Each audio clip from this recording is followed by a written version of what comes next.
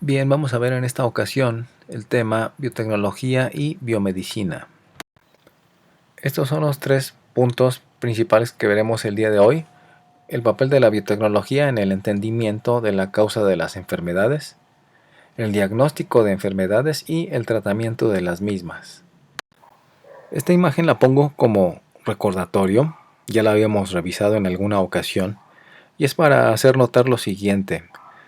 Aquí se pueden ver los diferentes tipos de clasificación de la biotecnología con base en los colores. Y el día de hoy vamos a hablar de la biotecnología y la biomedicina. La biomedicina estaría ubicado en el color rojo de la biotecnología, hasta en la parte de abajo de este disco.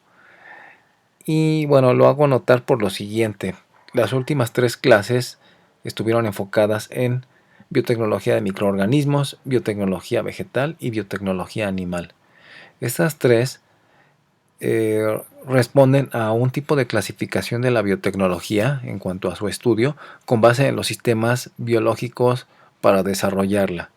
En este caso, el sistema por colores lo que hace es dividir por áreas de estudio, no por sistemas de estudio de la biotecnología.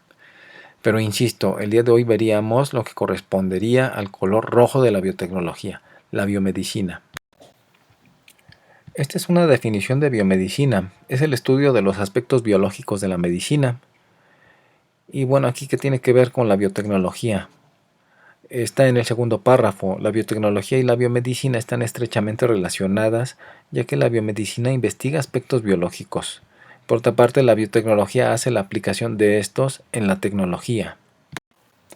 Ahora vamos a abordar este punto que ya habíamos dicho, el papel de la biotecnología en el entendimiento de la causa de las enfermedades.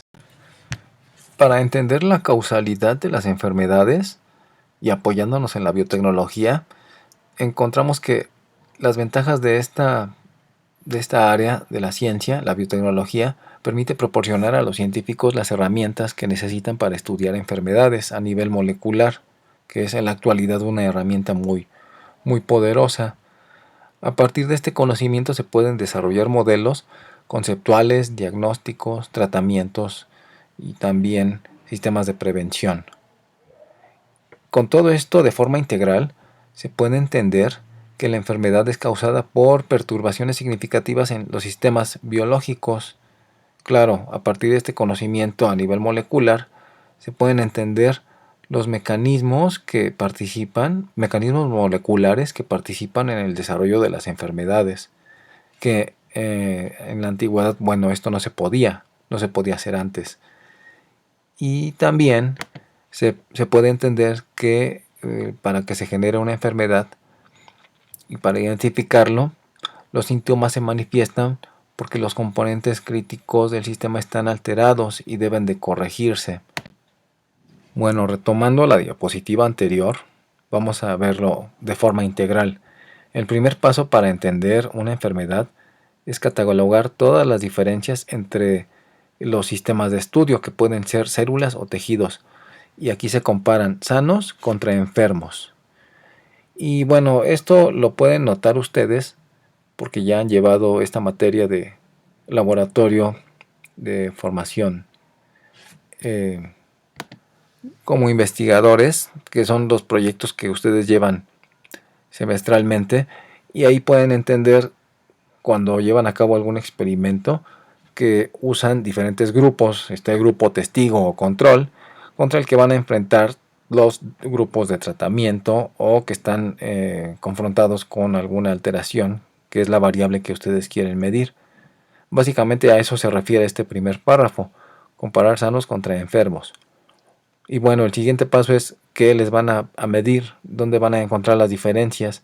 Pues se van a encontrar cuando se midan, en este caso, según esta diapositiva, moléculas como ácidos nucleicos, DNA o RNA, y también proteínas. ¿Qué se les va a medir? Bueno, si hay algún cambio, como mutaciones, o alguna modificación en los niveles, básicamente. A grandes rasgos es lo que se puede medir. Yendo más allá podría medirse incluso función. Pero bueno, esto es algo descriptivo y se puede encontrar al comparar dos sistemas, uno enfermo contra uno sano. Y ese tipo de información a la larga sirve para determinar los llamados biomarcadores. Ya vieron en el último párrafo, en negritas, el penúltimo renglón hasta el final tiene la palabra biomarcadores. Estos son indicadores directos o indirectos de alguna enfermedad. En esta diapositiva vamos a ver con más detalle qué es un biomarcador. Aquí está una definición, aunque es del 99, de 1999, es bastante vigente en el sentido de que aplica prácticamente para cualquier biomarcador. Esta es la definición, dice lo siguiente: una característica de señalización en muestras o sistemas biológicos que pueda ser medida y evaluada como indicador de procesos biológicos normales o patogénicos. Y eso lo pongo en negritas, normales o patogénicos. Y bueno, un ejemplo para hacer notar que es un biomarcador, siempre me apoyo en decir en principio que es un bioindicador. Seguramente ya han visto ese concepto. Un ejemplo clásico de un bioindicador es el que está representado en la imagen de la derecha. Si se fijan, está un minero, el cual tiene sosteniendo una jaula y adentro tiene un canario. Antes los canarios se utilizaban en la industria de la minería como bioindicadores de el aumento en gases como el gas metano, el cual es un gas tóxico. Como es una especie más sensible que el humano, estos canarios, pues cuando morían, era la señal que indicaba que tenían que salirse los mineros, ya no era seguro permanecer en una mina. Esto es el caso de un bioindicador. El concepto de biomarcador, y atendiendo la definición que está aquí arriba, implica, bueno, medir algo que puede estar dentro de los sistemas biológicos, particularmente en este caso hablamos del humano. Y si se fijan en esta imagen del lado izquierdo vemos una lista. Ya vieron que está una imagen de una persona en negro y dice biomarcadores humanos, y abajo vemos una pequeña lista, hasta abajo dice diagnóstico, terapéutico, susceptibilidad. Es decir, hay diferentes cosas que se le pueden medir a las personas y esas nos van a dar información de si la persona está sana o enferma. A grandes rasgos eso es un biomarcador, algo que se puede medir, que me puede decir de manera directa o indirecta si el organismo, la persona, está pasando por un proceso normal o patogénico, que incluso es lo que puse en negritas en la definición hasta arriba. Toda esta capacidad de medirle algo al cuerpo humano o en general a cualquier organismo, y lo cual nos va a permitir saber si está pasando por un proceso normal o patogénico, se le conoce como diagnóstico molecular, porque en realidad lo que se está midiendo son moléculas, como mencionamos casi en un principio, medir moléculas como DNA, RNA o proteínas.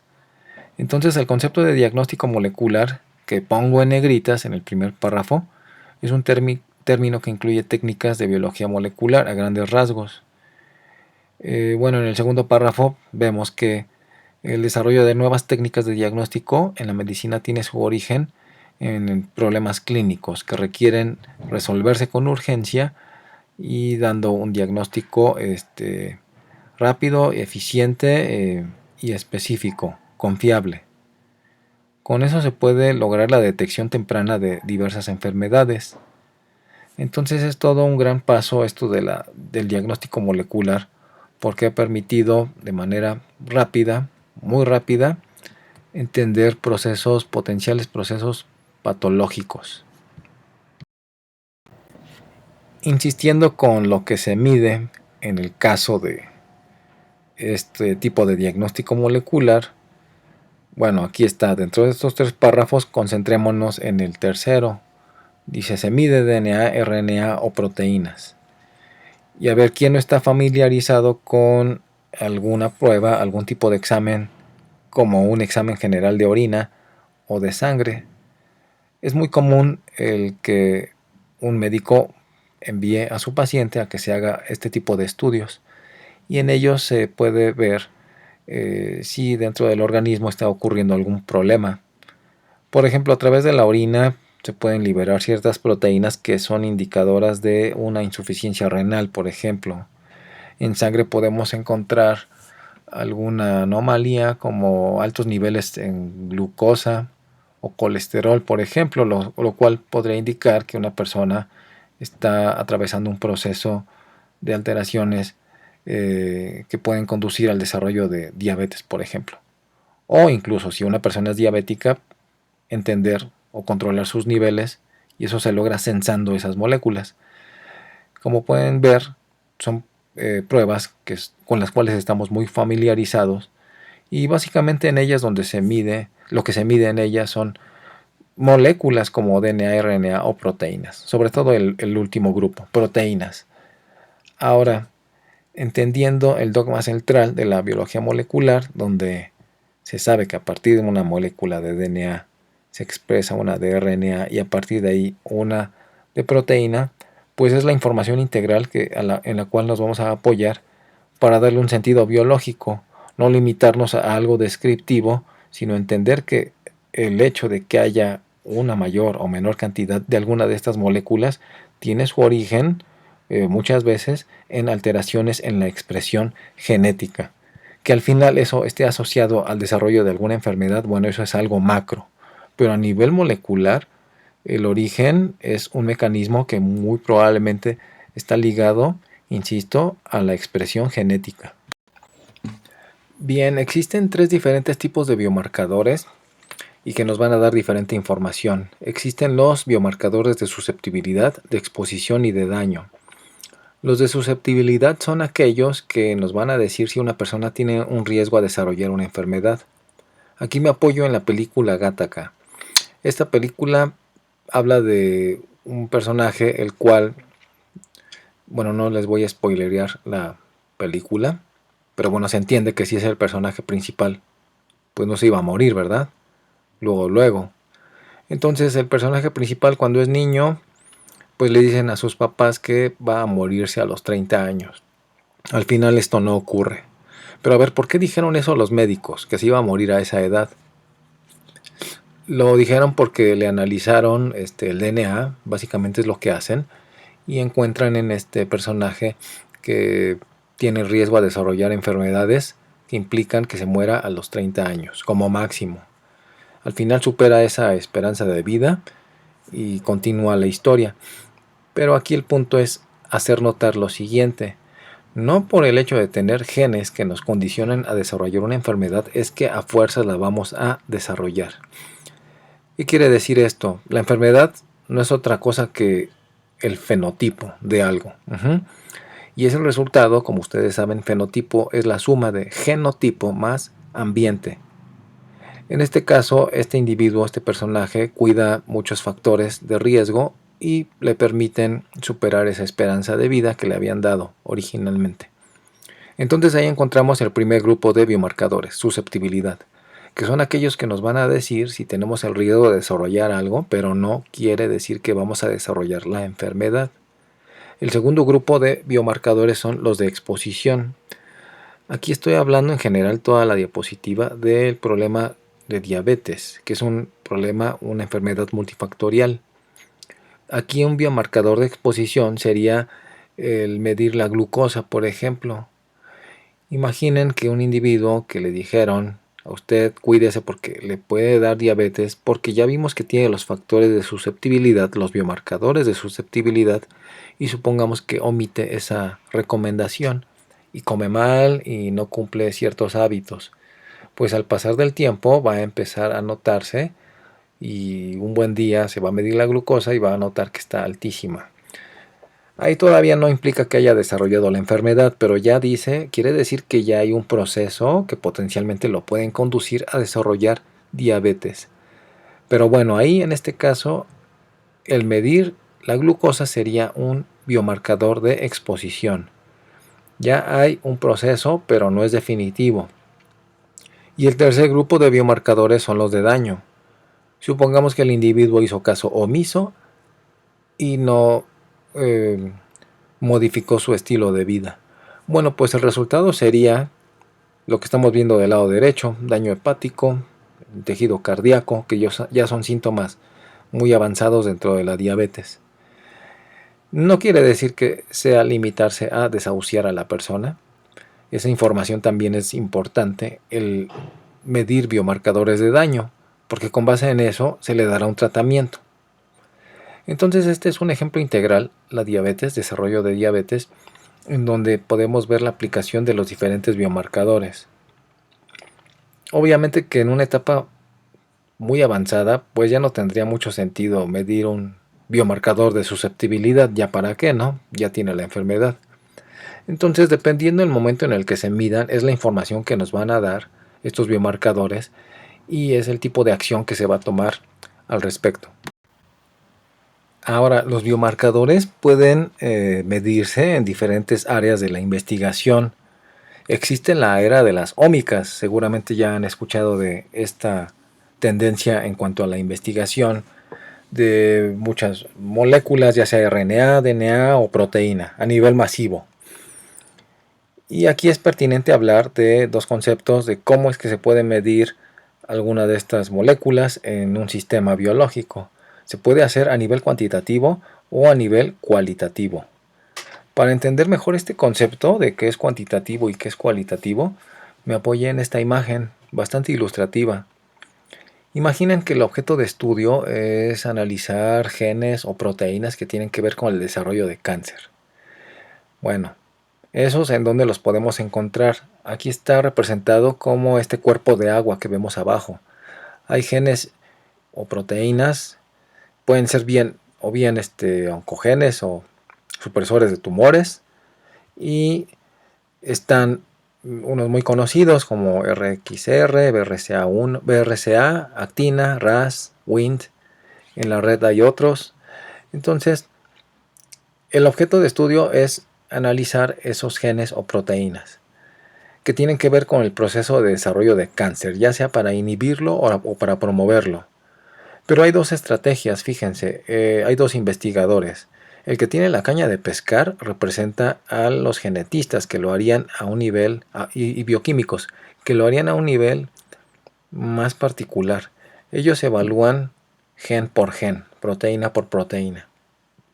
Lo hacen a un nivel muy minucioso, pueden analizarle muchos detalles a cada una de esas moléculas, pero lo hacen con pequeños grupos de moléculas, pocas a la vez, como cuando van a pescar con una caña de pescar, solamente puedes pescar un pez.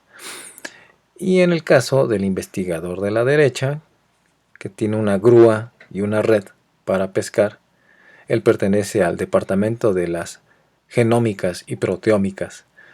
Y él no, él va a agarrar todos los genes que pueda, sería como agarrar muchos peces, y los va a analizar todos, así, un montón los va a agarrar y va a echar un vistazo. La diferencia aquí radica en lo siguiente. Es evidente que el de la derecha va a poder analizar muchos genes, pero no lo va a poder analizar a un nivel cuantitativo, porque no le permite la tecnología hacerlo. El hecho de medir miles de genes solamente puede decirnos que hay un cierto acercamiento. En la actualidad ya está muy optimizada esa tecnología, pero aún así no llega a ser tan cuantitativo. Si no podríamos ver exactamente cuántas veces cambió la expresión de un gen, por ejemplo, con exactitud. A diferencia de técnicas que se usan a nivel cuantitativo, como PCR, tiempo real, por ejemplo. Entonces, ejemplos de técnicas hay muchos, pero podemos agruparlas en cuanto a la cantidad de información que nos va a dar y dependiendo para qué. El tipo de información del lado derecho, que es cualitativo, nos permite entender un panorama, a grandes rasgos, qué está pasando en un organismo. Y el de la izquierda, a nivel cuantitativo, ese nos permite encontrar detalles muy minuciosos de cada una de las moléculas de estudio. En esta diapositiva vemos prácticamente lo mismo que en la anterior, solo que aquí nos vemos a los pescadores. aquí vemos las técnicas que se utilizarían. Una técnica representativa de métodos cuantitativos es la técnica de PCR cuantitativa, o tiempo real también se le conoce. Y la técnica que está representada del lado derecho son los microarreglos. También permiten evaluar DNA, básicamente ciertas regiones del DNA, genes. Nos permite ver genes, qué tan expresados están, etcétera. Pero se puede hacer la medición de miles de genes. Si se fijan, el objeto de estudio en ambas técnicas es el DNA. También existen técnicas para evaluar RNA y proteína, pero bueno, aquí quiero hacer notar que estas están representando la medición de DNA. Y la gran diferencia radica en lo siguiente: la imagen de la izquierda representa la técnica PCR tiempo real, donde se puede cuantificar cuántas veces está representado las copias de un gen, mientras que la tecnología del lado derecho solamente nos dice tendencias. Hay más o menos copias de un gen respecto a un control, porque hay que poner controles para medir todo esto, pero no nos dice con exactitud, con precisión, de cuántas veces fue el cambio. Entonces estas son dos técnicas representativas para entender lo que es cuantitativo y lo que es cualitativo. Aquí básicamente encontramos la representación de lo que son las ómicas. Pero bueno, hago hincapié en la imagen.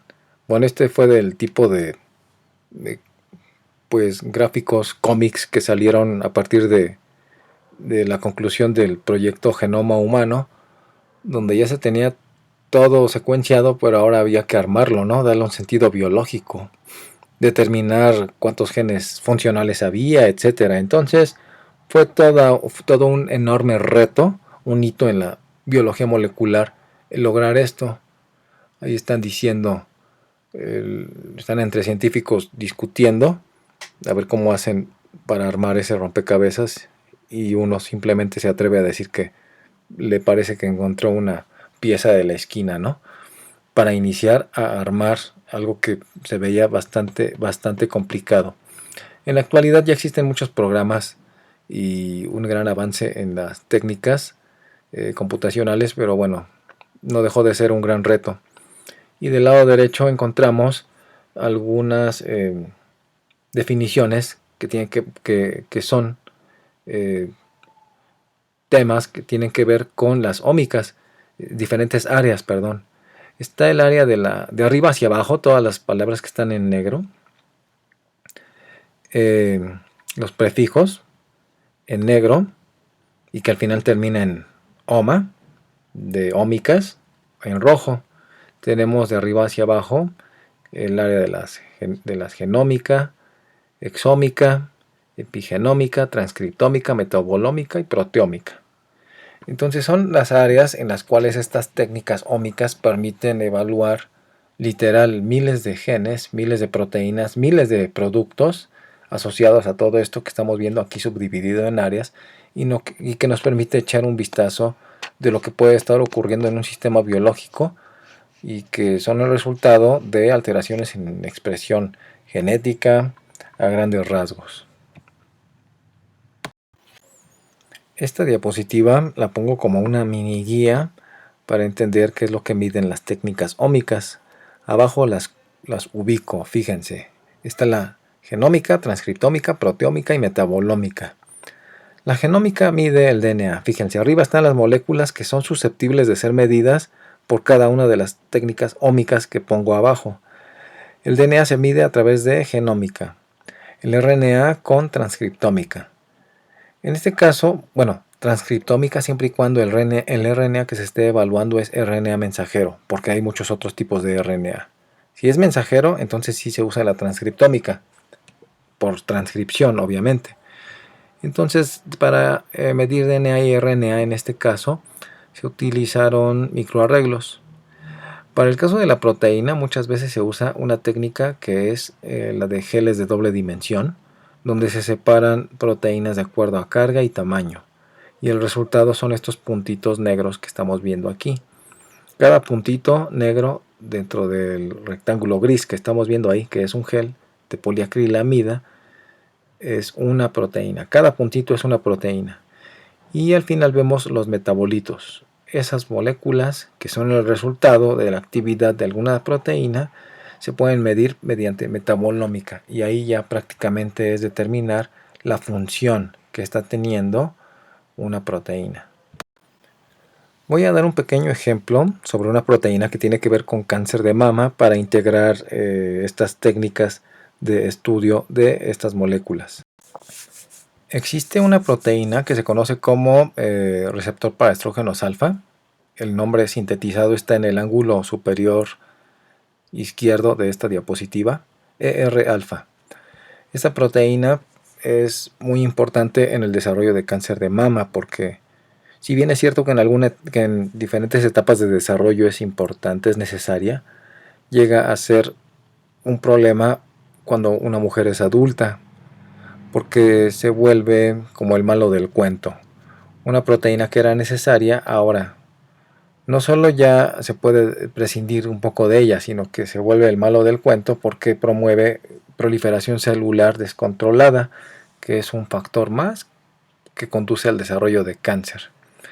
Entonces, una manera de controlar el tipo de cáncer hormonodependiente en población de mujeres es básicamente, principalmente es en este sector donde ocurre esta enfermedad, lo que se hace es bloquear a este receptor. Se les da un medicamento, se llama tamoxifeno. Pero bueno, esa es una breve historia de lo que implica este receptor, esta proteína. Pero se ha estudiado también esta proteína tanto río arriba es decir, del gen a partir del cual se sintetiza, cómo se expresa dicho gen, qué cambios estructurales puede tener dicho gen, etcétera, cómo se expresa dicho gen y qué cambios puede haber a partir de modificaciones en esta proteína. Entonces ubiquemos, tenemos esta proteína la cual puede ser estudiada a diferentes niveles, río arriba o río abajo. Siguiendo una línea desde arriba hasta abajo encontramos que la metilación del DNA, que es un mecanismo epigenético, está asociado a cambios, alteraciones en la regulación de la expresión del mensajero de este receptor para estrógenos alfa. Si hay más o menos metilación, eso puede provocar que haya más o menos de este receptor, lo cual conduce a que haya más o menos probabilidades de que se desarrolle cáncer de mama. Otro cambio que puede existir es el de los polimorfismos genéticos, que es el segundo renglón, y donde se ven unas cajas grises. Eso que está en gris son los exones del gen ESR1 a partir del cual se expresa esta proteína. Ya se han determinado ciertos polimorfismos genéticos que serían como factores de susceptibilidad, biomarcadores de susceptibilidad, y que sirven para identificar potenciales riesgos en diferentes personas, diferentes mujeres, para poder desarrollar esta enfermedad. El siguiente paso es que ya sea como resultado de metilación o polimorfismos genéticos, se puede dar alteraciones en los niveles de RNA mensajero, y eso como consecuencia dar cambios en los niveles de proteína, y al final, si hay cambios en los niveles de proteína receptor para estrógenos alfa, se tiene como resultado cambios en el fenotipo, que es lo que represento en la parte final, cambios en el ciclo celular, básicamente. Ahora pongo del lado izquierdo la serie de técnicas que pueden servir para analizar en diferentes niveles, fíjense, desde río arriba, ya sea metilación o polimorfismos genéticos, o río abajo hasta la función de esta proteína, cualquier proteína de la cual derive o que a partir de esta se forme, de este receptor, puede ser medida por las diferentes tecnologías que pongo del lado izquierdo, que básicamente son las ómicas que vimos hace rato. Pero también se puede ver a nivel específico, como el pescador con la caña de pescar. Se puede hacer una secuenciación, si se fijan hasta arriba, hay unas piquitos con colores, son secuenciaciones de genes prácticamente. Se puede analizar el DNA, ver si hay un cambio, una mutación que confiera un riesgo a desarrollar una enfermedad. Se pueden medir los cambios en los niveles de mensajero, pero uno en específico, no a nivel macro como un microarreglo de RNA. Se puede evaluar una proteína, ven que ahí está una mano con un guante, ahí está representándose un resultado obtenido mediante la técnica Western blot, pero contra una proteína, no a través de geles de doble dimensión. Y técnicas como HPLC, por ejemplo, para identificar algún metabolito específico y no muchos al mismo tiempo. Entonces, este ejemplo integral del cáncer de mama, todo donde el centro es una sola proteína, muy estudiada, lo pongo como ejemplo para que vean que se pueden analizar diferentes moléculas dentro de toda una ruta que nos puede dar la explicación de por qué hay ciertas personas que desarrollan una enfermedad respecto a otras. Y todas pueden ser susceptibles de ser medidas con técnicas cuantitativas o cualitativas. Y bueno, una pregunta, ¿la biotecnología biomédica se limita a dar diagnósticos? Bueno, este tipo de biotecnología no solo ayuda a definir los problemas de salud, sino que también proporciona herramientas para restablecer el equilibrio en los sistemas enfermos. Es decir, las biotecnologías permiten un diagnóstico, tratamiento y prevención más preciso de las enfermedades. Entonces, respondiendo a la pregunta original, no se limita a dar un diagnóstico, también permite trascender y aplicar y ser más innovador en ese sentido y no solamente descriptivo. Dentro de las tendencias de la biomedicina, bueno, ya abordamos una, que es la de las ómicas. Y a partir de ahí también se ha desarrollado fuertemente un área de estudio que es la farmacología y sobre todo en el diseño de fármacos. ¿Y esto cómo conecta? A ver, genómica con el diseño de fármacos. Al final trasciende porque se da lugar al concepto que se conoce como medicina personalizada. ¿Y esto qué tiene que ver con estas dos áreas y hacia dónde va? Bueno, potencialmente a partir de estas técnicas ómicas se pueden hacer rastreos de miles de moléculas dentro de poblaciones o incluso dentro de individuos que permitan dar un esquema de tratamiento más específico o incluso desarrollar fármacos específicos por poblaciones y no tratar a todo mundo de forma genérica, ¿no? Es bien sabido que hay personas a las cuales no les hace efecto un medicamento o incluso es tóxico. Entonces todas esas variables y cómo hacer coincidir un área de la farmacología para que pueda atenderse las necesidades de poblaciones e incluso de individuos particulares, es que son bastante útiles estas técnicas porque permiten un rastreo masivo de los potenciales cambios que puede haber en algún gen, por ejemplo, o en la expresión de algún gen, etcétera, a varios niveles, y que puedan dar respuesta al fenotipo tan diverso que podemos encontrar dentro de una población y encontrar una especie de esquema más específico. Por eso se le llama a la aplicación de todo este conocimiento como medicina personalizada, porque es algo ya casi tangible el hecho de determinar qué esquema de tratamiento se le tiene que dar a cada persona y ya no quedarnos en el pasado del prueba y error o tal vez, bueno, a ti te voy a dar otra alternativa, pero sin las bases suficientes. Esto permite trascender esas barreras que existían en áreas como la farmacología, insisto. Otra de las aplicaciones de las ómicas es el entender a grandes rasgos la participación de miles de genes, ya que, bueno, como ustedes saben, el cáncer es una enfermedad multifactorial. Aquí en esta imagen pongo un concepto que ya está bastante difundido y que es el de los sellos distintivos del cáncer. ¿Qué quiere decir esto? Que en la actualidad ya esta enfermedad no se aborda cuando se quiere analizar la aportación que tienen los genes que participan en ella. Ya no se trata de evaluar genes de manera aislada. Ahora se ven grupos de genes que participan en conjunto en procesos celulares. Aquí en este círculo que está en medio podemos ver algunos sellos distintivos del cáncer y vemos algunos como, no sé si puedan notar, hay un segmento verde con una flecha blanca en medio dentro de este círculo. Ese segmento verde representa un proceso celular que se conoce como la proliferación sostenida. Es una de las características que tienen células inmortalizadas y también, obviamente, las tumorales, donde hay cambios que permiten que se mantengan y que no obedezcan otras señales y se mantengan creciendo. Es una característica del cáncer. Así como hay diferentes características que puede tener una célula cancerosa. Hay otro tipo de características que están representadas en otros colores. A su vez, cada uno de esos colores implica la participación de ciertos grupos de genes.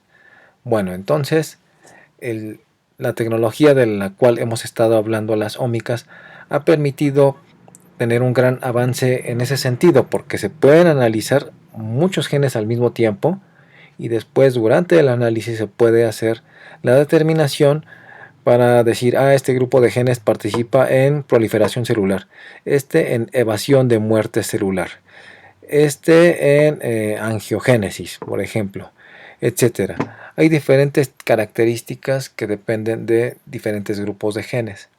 Pues eso se ha logrado a partir de este tipo de tecnología. Y a partir de esto es que podemos atacar a grupos de genes y no solamente uno, ¿sí? Y esto nos permite atender estas enfermedades. Esta diapositiva, la recordarán, fue lo que vimos en biotecnología de animales cuando hablamos de aplicaciones de estos. Ahí fue muy enfocado en hablar el aprovechamiento de, en este caso, roedores, donde sirven para generar anticuerpos monoclonales a partir de la tecnología del hibridoma, que como bien recuerdan, y aquí está en esta imagen representado, es la fusión de dos tipos de células, células que generan anticuerpos y células que son inmortales, las cuales confieren esa capacidad de que pueden crecer mucho y se van a mantener con ciertas características. Al final tenemos una célula híbrida a partir de la cual se generan anticuerpos. Entonces, en este caso retomo este ejemplo para hacer notar que a pesar de que hablamos de este tema de la generación de anticuerpos hibridoma en ratones, no deja de ser un tema que tiene que ver con la biotecnología en la biomedicina. Y aquí hago un paréntesis. Es un ejemplo de muy bueno donde podemos notar que la biotecnología se puede clasificar de diferentes maneras.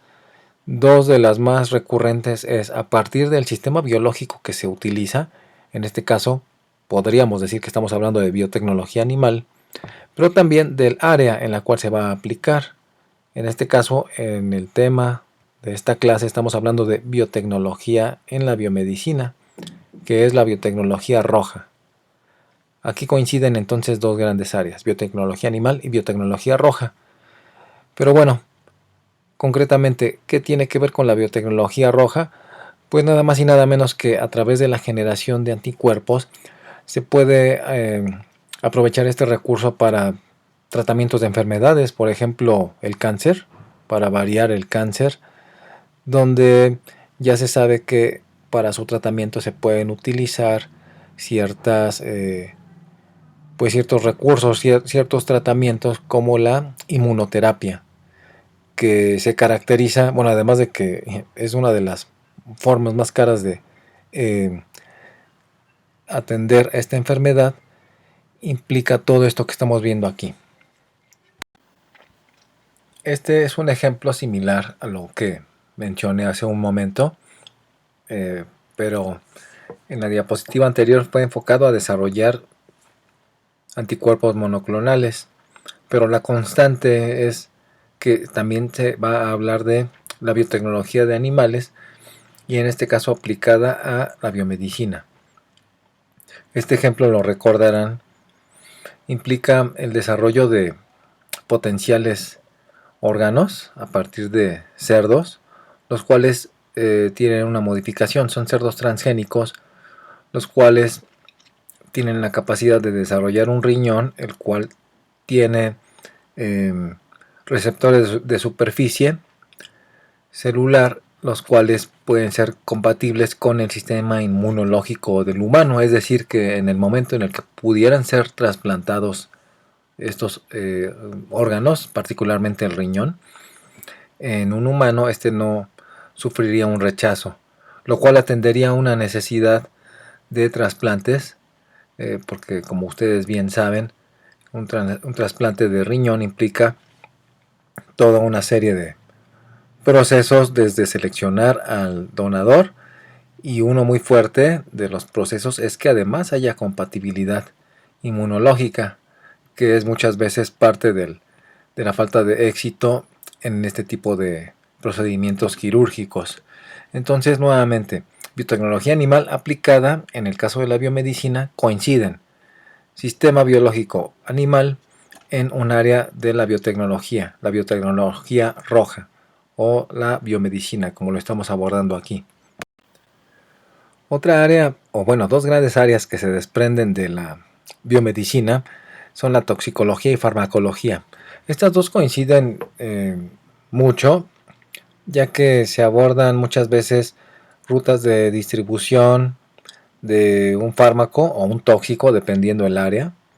Se dice que la diferencia entre ambas áreas es la, la dosis, o en este caso buscar para el caso de la farmacología, buscar un fin terapéutico, mientras que la toxicología estudia efectos tóxicos, como bien dice su nombre, por exposición a algún compuesto.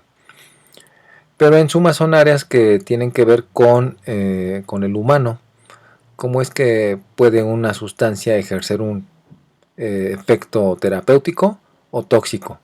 Básicamente así se podrían sintetizar. Son áreas que van muy ligadas al humano y por ende también son parte de la biomedicina. Y ejemplos del tipo de estudios que permiten entender estas dos áreas aplicadas a la biomedicina es comprender cómo son los mecanismos a través de los cuales diversas sustancias, ya sea para generar un efecto terapéutico o tóxico, cómo es que afectan al organismo. Una de las maneras a través de las cuales se puede entender es con todo lo que ya hemos visto. No es la insistencia de que todo se tiene que resolver a través de ómicas, pero retomo ese gran recurso, y sobre todo porque lo acabamos de mencionar. A través de técnicas como las ómicas, uno puede comprender cómo es posible que un solo compuesto puede ejercer toda una serie de efectos, una transducción de señales, por ejemplo, que a su vez genere la modificación en expresión genética y dando como resultado alteraciones en procesos celulares. Todo eso se puede vislumbrar a grandes rasgos con técnicas como las ómicas, ¿sí? Entender, estudiar muchos genes al mismo tiempo que nos puedan dar una orientación del efecto que puede tener un potencial fármaco o tóxico. Aquí esta imagen ilustra básicamente en el centro una transducción de señales por la exposición a algún compuesto que puede provenir de diferentes fuentes como contaminación ambiental, combustión de materia orgánica, emisiones volcánicas o el consumo de cigarrillo. Aquí coinciden muchos compuestos como los hidrocarburos aromáticos policíclicos, que que para las áreas toxicológicas y farmacológicas tienen gran interés. Entonces, el entender cómo estos compuestos, que pueden provenir de diferentes fuentes, cómo afectan al organismo, y echar un vistazo de manera general cómo es que ejercen sus efectos o a quién están afectando, es hacer estudios ómicos. Pero bueno, en síntesis, en esta diapositiva podemos ver integración de técnicas para estudiar todos estos procesos y que perfectamente son técnicas que dan información para áreas como toxicología y farmacología y que también son parte de la biomedicina. Pero bueno, no sé si se han preguntado cuáles serían como los biomarcadores o bueno, las moléculas precisas que se manipulan ya una vez conociendo el concepto de biomarcador. ¿Qué tipo de moléculas son necesarias para poder eh, trascender y no limitarnos a trabajos descriptivos? Solamente describir qué molécula ejerce un efecto farmacológico o toxicológico. No, ir más allá. Ya una vez identificadas las moléculas, ahora, ¿cómo puedo hacerle para corregir un problema del ámbito toxicológico o farmacológico? Bueno, ahí entraríamos en el área de dar tratamientos inclusive. Entonces se desprende de ese conocimiento algo bien interesante. Puede haber maneras no invasivas de resolver un problema derivado de alteraciones en alguna expresión de algunas moléculas por exposición a algún compuesto, como vimos en la diapositiva anterior. Y esto se logra a través, bueno, un acercamiento puede ser a través de estudios ómicos, pero ya en el momento en el que uno quiere aplicar esa información, ¿para qué nos sirve?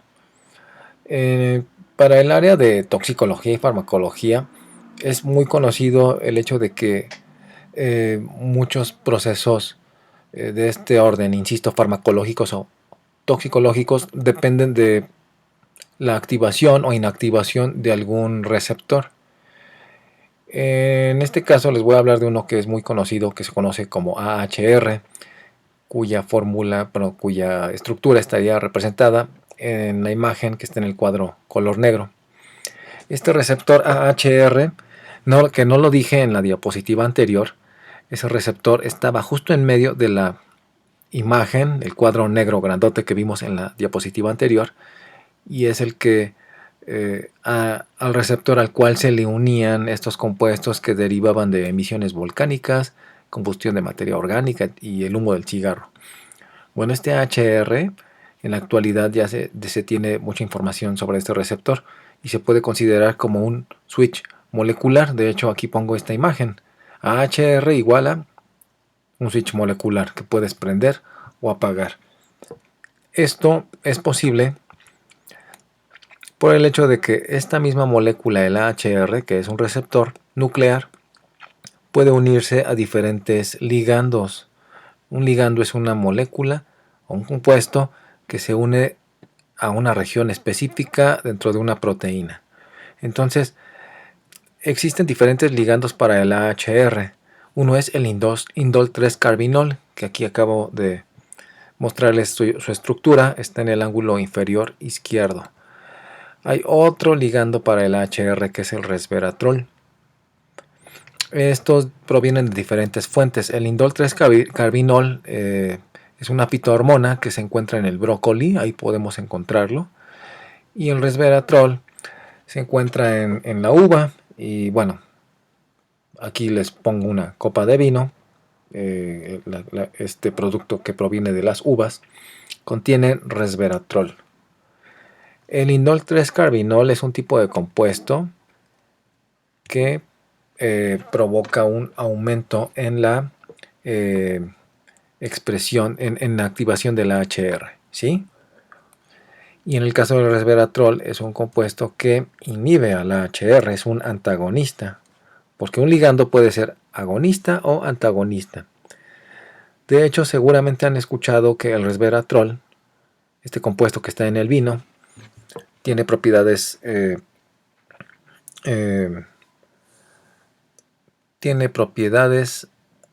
antioxidantes. Tal vez no precisamente han escuchado el resveratrol, pero sí seguramente han leído o escuchado que el vino, el consumo de vino, tiene esas propiedades antioxidantes. Esto se debe a que el resveratrol que se encuentra en el vino puede inhibir al AHR. Y esta es una molécula que, entre otras cosas, puede provocar que se generen especies reactivas de oxígeno.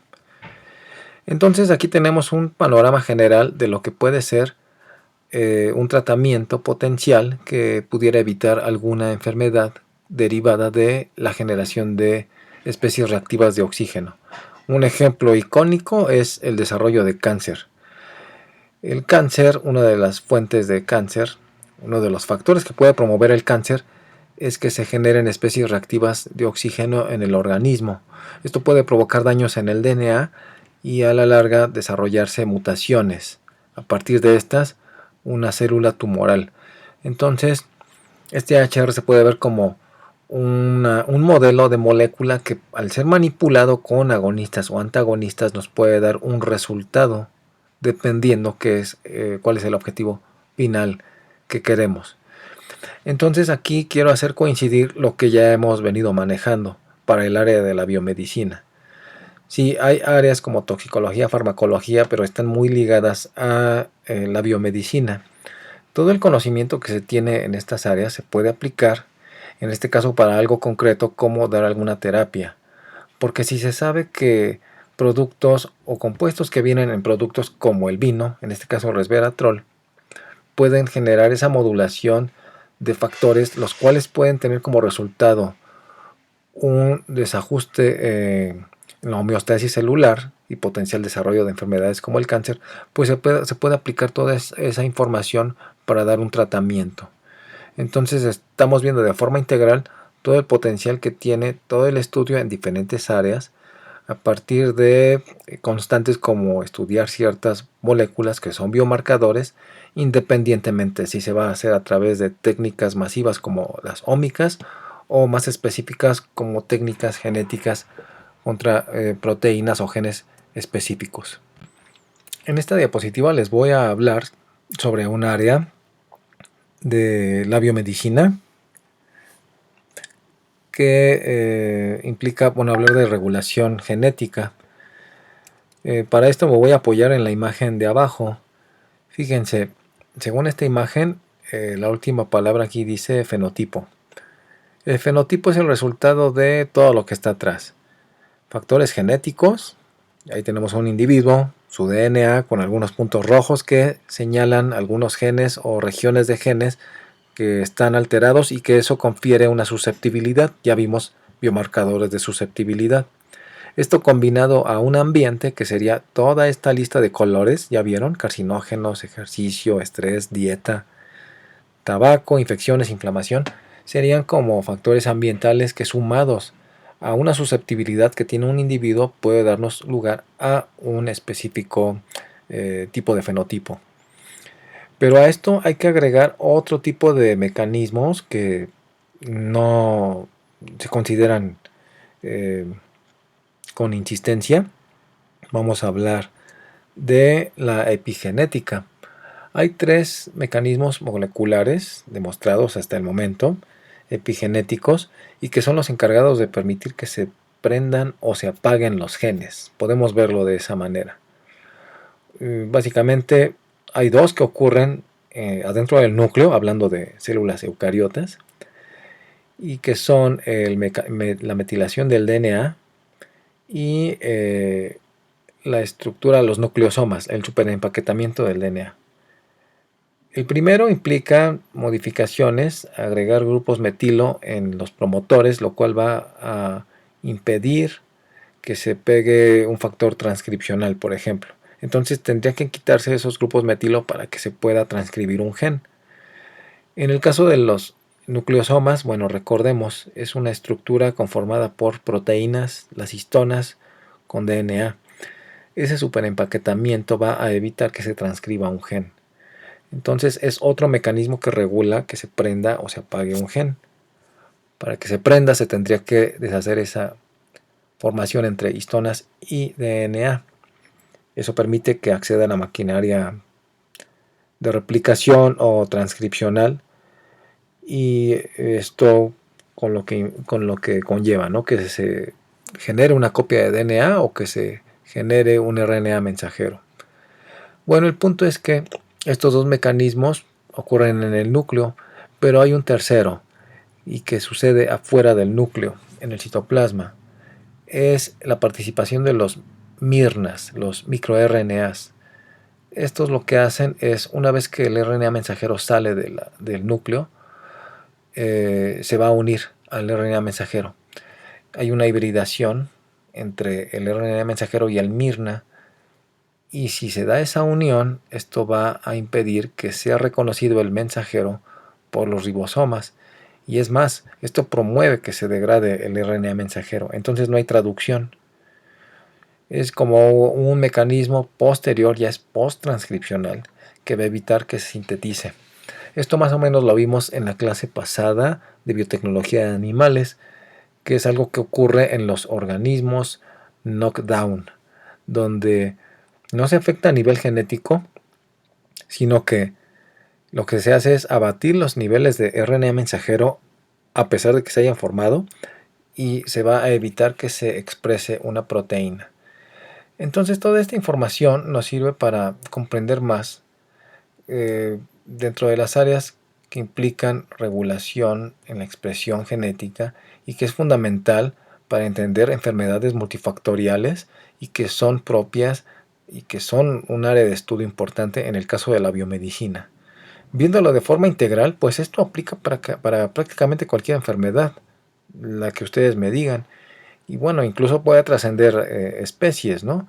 Pero estamos hablando del humano, biomedicina. Entonces, entender estos mecanismos nos pueden dar muchas respuestas del por qué puede desarrollarse enfermedades multifactoriales como cáncer o diabetes.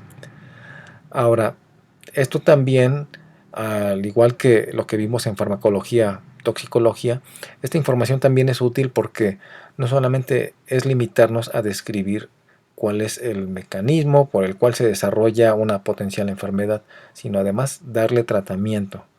Entendiendo estos mecanismos es que se pueden generar tratamientos como terapia génica, por ejemplo. Veámoslo de esa manera. Entonces, bueno, con toda esta información que tenemos hasta el momento, podemos notar que la biomedicina es súper amplia. Incluso hubo necesidad de hablar de otras áreas, ya sea biotecnología clasificada por sistemas biológicos como los animales o por colores. Biotecnología roja, la propia biomedicina, entra ahí. O el caso de la farmacología, que sería incluso otra área de la biotecnología clasificada por colores. También entendimos en esta clase que hay muchas técnicas y grupos de técnicas que permiten hacer análisis descriptivos para tratamientos, etcétera, y que en la actualidad son bastante accesibles. Es multidisciplinaria la biomedicina y hay que echar mano pues de todo prácticamente. No estoy diciendo que sea la única área de la biotecnología multidisciplinaria o más amplia. Hay otras, pero bueno, es la que nos correspondió ver el día de hoy y hay que verlo desde esa perspectiva. Bueno, esto sería todo. Se trató de abordar el tema de una forma general y se abordaron temas bastante representativos.